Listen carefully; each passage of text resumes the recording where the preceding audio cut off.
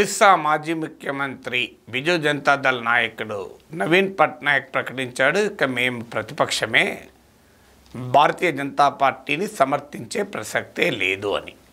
విచిత్రం ఏంటంటే గత 10 ఏళ్లుగా ఒరిస్సాలో బీజేడీ అధికారంలో ఉంది, దేశంలో బీజేపీ అధికారంలో ఉంది. ఈ రెండు పార్టీలు ఒరిస్సాలో ప్రధాన ప్రత్యర్థులు.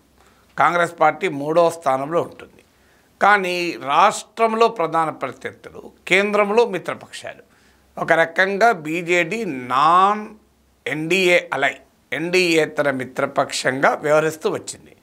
దాని ఫలితం ఇప్పుడు అనుభవించింది. పార్టీని బిజు జనతాదళ్ భారతీయ జనతా పార్టీ చేతిలోనే ఓడిపోయి అధికారాన్ని కోల్పోయి నవీన్ పట్నాయక్ మాజీ ముఖ్యమంత్రి అయ్యాడు. తత్వం ఇప్పుడు బోధపడింది. అంతా పోగొట్టుకున్నాక మనిషి ఆ విషయం అర్థమవుతుంది అన్నట్లు ఇప్పుడు అర్థమైంది.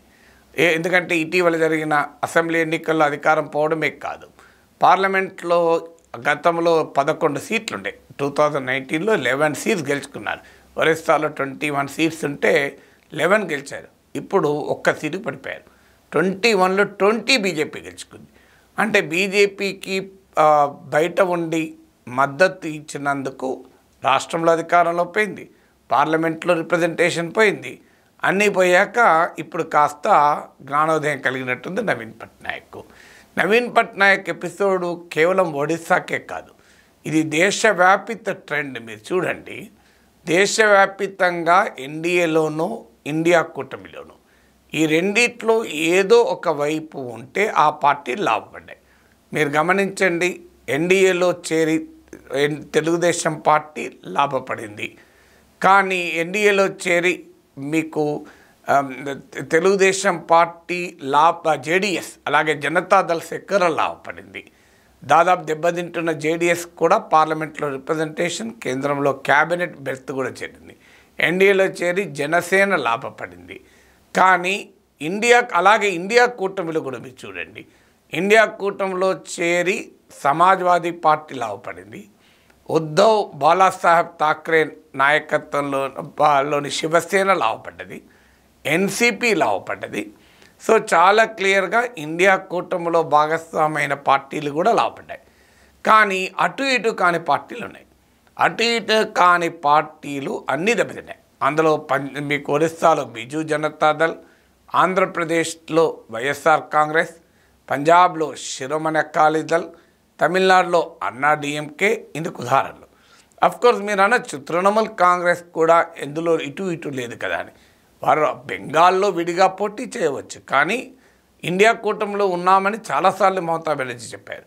అలా అంటే ఆమ్ ఆద్మీ పార్టీ ఢిల్లీలో కాంగ్రెస్తో పొత్తుంది, కానీ పంజాబ్లో పరస్పరం పోటీ పడ్డారు, కేరళలో కాంగ్రెస్ సిపిఎం పరస్పరం పోటీ పడ్డారు.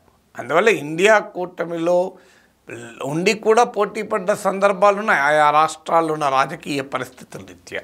కానీ ఆ కూటమిలోనూ ఈ కూటమిలోనూ లేని పార్టీలన్నీ దేశమంతా దెబ్బతిన్నాయి. దీనికి కారణం ఏంటంటే పొలిటికల్ పోలరైజేషన్ జరిగినప్పుడు ఇతరులు స్క్వీజ్ అయిపోతారు. ఎందుకంటే ఒక పొలిటికల్ ఎజెండా ప్రశ్న ప్రజల ముందుకు వస్తుంది. మోడీని గెలిపించాలి, 3వసారి ప్రైమ్ మినిస్టర్ చేయాలనుకున్న వాళ్ళంతా ఎన్డీఏ కొట్టేశారు. లేదు, మోడీని ఓడించాల్సిందే, మోడీని ఇంటికి పంపించాల్సిందే అన్న వాళ్ళంతా ఇండియా కూటమి కొట్టేశారు. ఇక మధ్యలో ఎవరు లేరు. సో అందువల్ల మీకు ఇండియా కూటమిలో చేరి సమాజ్వాదీ పార్టీ లాంటి పార్టీలు లాభపడ్డాయి, ఇతర పార్టీలు లాభపడ్డాయి, ఎన్డీఏలో చేరి కూడా లాభపడ్డాయి. ఇటు అటు కాకుంటే మాత్రం రెంట చెడ్డ రేవడి అన్న సామెత ఊరికే రాలే.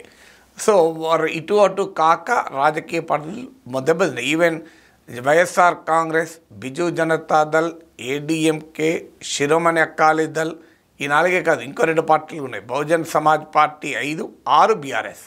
సో ఈ 6 పార్టీలు కూడా ఏ కూటమిలో లేకపోవడం వల్ల ఎన్నికల్లో ప్రజల ముందు ఆప్షన్గా లేకుండా పోయారు.